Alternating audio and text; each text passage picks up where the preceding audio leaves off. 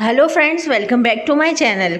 आज की इस वीडियो में मैं आप लोगों के साथ शेयर करने जा रही हूँ एनएसपी से रिलेटेड कुछ फ्रीक्वेंटली आस्क्ड क्वेश्चन। ये जो क्वेश्चन है ये आप लोगों के क्वेश्चंस में से ही है, तो इसमें आपको मैं सारे डाउट्स इसमें क्लियर करूँगी। जैसे कि अगर आप लोगों को बायोमेट्रिक वेरिफिकेशन का मैसेज नहीं आया तो क्या करें, कहाँ से पता करें कि आप लोगों को बायोमेट्रिक कराना है या नहीं कराना है।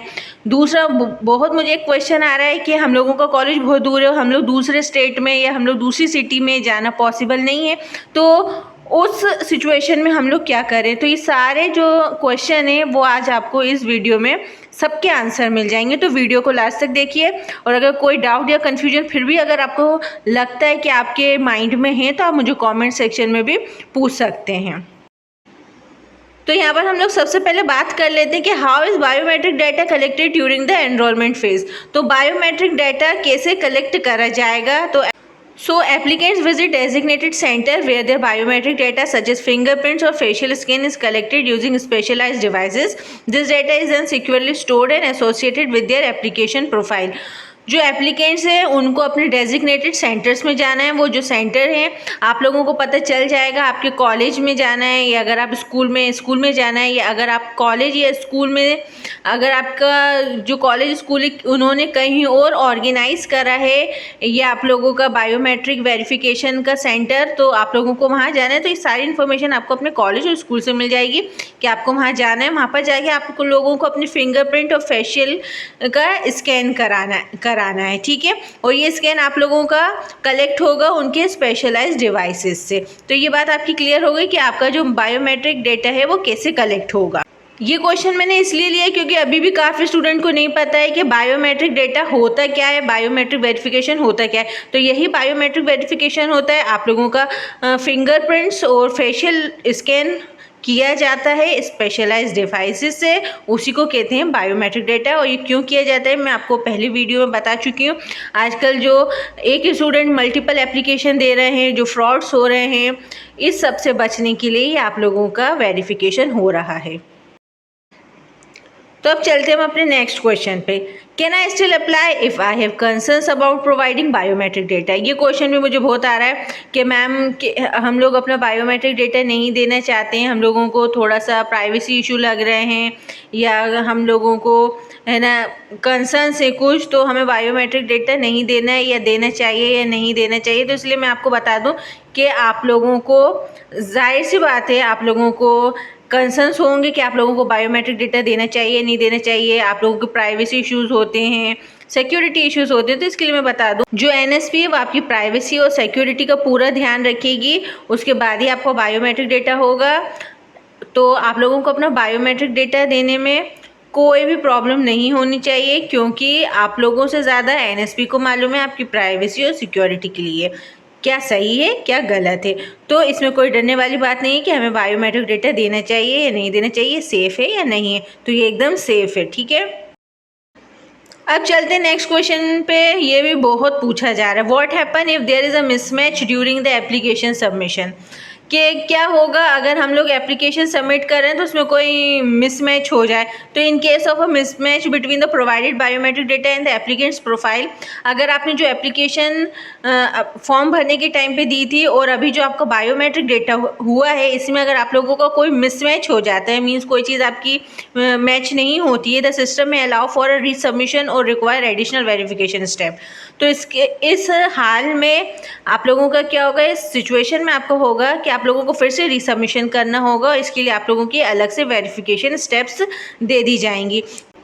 तो इसमें टेंशन की कोई बात नहीं है। अगर आप लोगों का जो एप्लीकेशन के टाइम पे जो डेटा था और अभी जो बायोमेट्रिक डेटा आप देने जा रहे हैं, अगर वो मिसमैच हो जाता है तो प्रॉब्लम की कोई बात नहीं है, फिर से रीसबमिशन हो जाएगा, बस कुछ एडिशनल वेरिफिकेशन स्टेप लगेंगे उसके लिए। अब चलते हैं हम अपने नेक्स्ट क्वेश्चन पे, how will I receive updates about my application status. तो आप लोगों को अपने एप्लीकेशन स्टेटस में जो भी अपडेट हो रहा है तो वो आपको कैसे पता चलेगा। तो applicants will receive updates through the official application portal, SMS और email, ensuring timely communication regarding their application progress. तो आप लोगों को क्या करना है, टाइम से आप लोगों को अपना एप्लीकेशन पोर्टल है वो चेक करना है, आपका लॉगिन आईडी पासवर्ड डाल के, एक वहाँ से आपको अपडेट्स पता चलेंगी। दूसरा, आपको एसएमएस के थ्रू आ जाएगा जो भी आप लोगों ने मोबाइल नंबर एप्लीकेशन रजिस्ट्रेशन के टाइम पे दिया था उसी मोबाइल नंबर पे आपको एसएमएस आ जाएगा अगर कोई अपडेट हुआ होगा, या फिर आपने जो ईमेल आईडी प्रोवाइड करी है उस पे आप लोगों का जो स्टेटस है वो अपडेट होने का जो एसएमएस है वो आ जाएगा।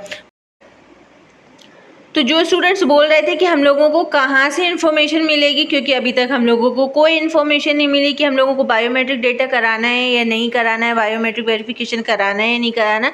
तो देखिए, जिसको भी बायोमेट्रिक वेरिफिकेशन कराना है तो मोस्टली सबके कॉलेजेस से अभी तक फ़ोन आ चुका है, अभी तक कॉल आ चुका है, और कुछ स्टूडेंट्स को एनएसपी की तरफ से एसएमएस भी आ चुका है। तो अगर अभी तक आप लोगों को ना एसएमएस आया है ना आप लोगों को कॉलेज की तरफ से कोई भी इन्फॉर्मेशन मिली है, तो आप लोग सबसे पहले अब जाके अपने पोर्टल पे चेक कर लिए वहाँ पर आपका स्टेटस क्या बता रहा है। अगर वहाँ पर आपका स्टेटस बता रहा है कि आपकी जो एप्लीकेशन है वो वापस आपके कॉलेज चली गई है रीवेरिफिकेशन के लिए, तो इसका मतलब है कि आपका बायोमेट्रिक वेरिफिकेशन होगा। और अगर अभी तक आपको कोई इन्फॉर्मेशन नहीं मिली और आपका स्टेटस भी अपडेट नहीं है, तो इसका मतलब ये है कि आप लोगों का बायोमेट्रिक वेरिफिकेशन नहीं होगा, इसकी आपको ज़रूरत नहीं है, क्योंकि बायोमेट्रिक जो वेरिफिकेशन है वो भी वही स्टूडेंट्स का हो रहा है जिनकी लिस्ट निकली है। तो एनएसपी ने एक लिस्ट निकाली है, उसके हिसाब से जो स्टूडेंट है जिनका बायोमेट्रिक वेरिफिकेशन को लग रहा है कि इनका कराना ज़रूरी है तो उन्हीं का हो रहा है, सारे स्टूडेंट्स का नहीं हो रहा है। तो अब अगर अभी तक आप लोगों को एसएमएस या कॉलेज की तरफ से इन्फॉर्मेशन नहीं आई है तो एक बार आप लोग अपने कॉलेज में इन्फॉर्म करके पूछ लिए, और या आप अपनी एप्लीकेशन पोर्टल पे भी चेक कर लिए। अगर दोनों में से आप लोगों को कहीं कुछ अपडेट नहीं मिलती है तो इसका मतलब ये है कि आप लोगों को अपना बायोमेट्रिक वेरिफिकेशन नहीं कराना है। अब नेक्स्ट क्वेश्चन में जाने से पहले यहाँ पर मैं आप लोगों को एक चीज़ बता दूँ, अभी तक आप लोगों को समझ में आ गई होगी वो चीज़ कि कुछ स्टूडेंट पूछ रहे हैं कि अब हमारी जो सिटी है वो दूर है और हमारा कॉलेज दूर है, अभी हम दूसरे स्टेट में, तो हम लोग वेरिफिकेशन के लिए कैसे जाएं। तो यहाँ मैं आपको बता दूँ कि आप लोगों का ऐसे वेरिफिकेशन नहीं हो पाएगा। आप लोगों को इंडिविजुअली आपके सेंटर पर जाना है जहाँ पर आपका बायोमेट्रिक वेरिफिकेशन होना है, वहीं पर आपका बायोमेट्रिक वेरिफिकेशन होगा। विदाउट आपके प्रेजेंस में बायोमेट्रिक वेरिफिकेशन नहीं हो सकता है। और जिसका भी बायोमेट्रिक वेरिफिकेशन कराना था तो कॉलेज ने और एनएसपी ने आप लोगों को पहले ही इन्फॉर्म कर दिया है, जिसका होना था 4 दिन पहले 5 दिन पहले। तो वो इसलिए बता दिया था कि अगर आप बाहर हैं सिटी से या स्टेट से बाहर हैं तो आप लोग है ना अपने जो कॉलेज की जो सिटी है आपकी वहाँ पर आप लोग पहुँच जाएं ताकि आपका बायोमेट्रिक वेरिफिकेशन हो जाए। तो यहाँ पर मैं फिर से क्लियर कर दूँ, जो स्टूडेंट आपकी सिटी से बाहर हैं, आपकी कॉलेज की सिटी से बाहर हैं या कॉलेज के स्टेट से बाहर हैं, तो उनको बहुत दूर पड़ रहा है कि हम लोग बायोमेट्रिक वेरिफिकेशन कैसे कराएं, और हमारा नाम आया है कि आपको बायोमेट्रिक वेरिफिकेशन कराना है, तो आप लोगों को वहाँ पर खुद जाना पड़ेगा, नहीं तो आपका ऐसे बायोमेट्रिक वेरिफिकेशन नहीं होगा।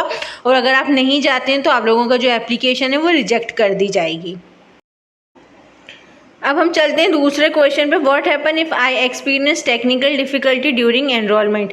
कि कुछ स्टूडेंट ये पूछ रहे हैं अगर हम लोग कोई टेक्निकल डिफ़िकल्टीज़ हमको होती हैं तो हम उसके केस में क्या करें। तो अगर आपको कोई टेक्निकल डिफ़िकल्टीज़ होती हैं तो जो एप्लीकेंट है वो है ना एनएसपी के कुछ सपोर्ट चैनल्स हैं, वहाँ से आप लोग असिस्टेंस ले सकते हैं। वहाँ पर कुछ आप लोगों को टोल फ्री नंबर दिए हैं और कुछ आपको मेल आईडीज़ भी दी हैं, तो आप लोग वहाँ पर जाके आपको जो भी क्वेरी है या प्रॉब्लम है वहाँ पर आप लोग अपना असिस्टेंस ले सकते हैं।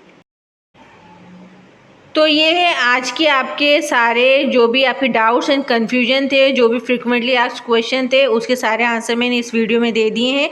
तो उम्मीद करती हूँ कि आप लोगों को बहुत सी चीज़ें यहाँ पर क्लियर हो गई होंगी। अगर आपको अभी भी लगता है कि आप लोगों को कोई डाउट या कन्फ्यूजन है या अभी भी कोई आपके माइंड में क्वेश्चन है तो आप प्लीज़ मुझे कॉमेंट सेक्शन में लिख दिए तो मैं आप लोगों को उसका आंसर दे दूँगी। तो अगर आपको वीडियो अच्छी और हेल्पफुल लगी हो तो वीडियो को लाइक कर दिए और अपने फ्रेंड्स और फैमिली के साथ भी इस वीडियो को शेयर कीजिए।